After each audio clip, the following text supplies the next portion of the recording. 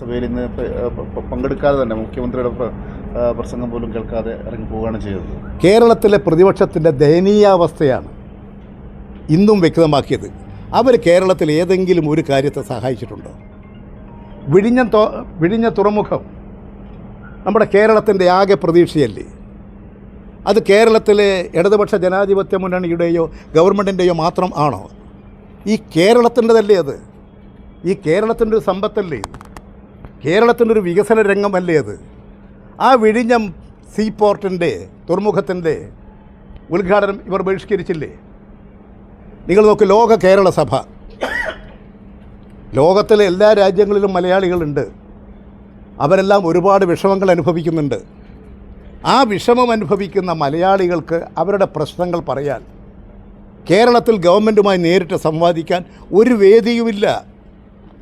അതുകൊണ്ടാണ് ഇടതുപക്ഷ ഗവൺമെൻറ് ആ പ്രവാസികളുടെ, വിദേശ മലയാളികളുടെ എല്ലാം പ്രശ്നം കേൾക്കാൻ ലോക കേരള സഭയ്ക്ക് രൂപം കൊടുത്തു. ആ ലോക കേരള സഭ 1-ാം സമ്മേളനം നടന്നു, 2-ാം സമ്മേളനം നടന്നു. അപ്പോഴേക്കും ഒരുപാട് പരാതികളും പ്രശ്നങ്ങളും വന്നു. നിങ്ങൾക്ക് തന്നെ ഓർമ്മയുണ്ടാകും, ഷാർജയിൽ ഏതാണ്ട് നിരവധി കേരളീയർ, മലയാളികൾ ജയിലിനകത്തായിരുന്നു.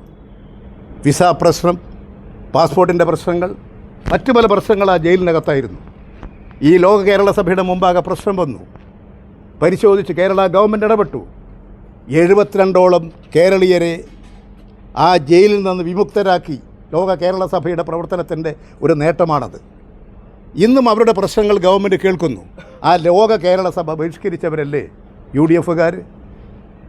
പക്ഷേ ഒരു കാര്യം, അതിലും KMCC-ക്കാർ പല സ്ഥലങ്ങളിലും സഹകരിച്ചു.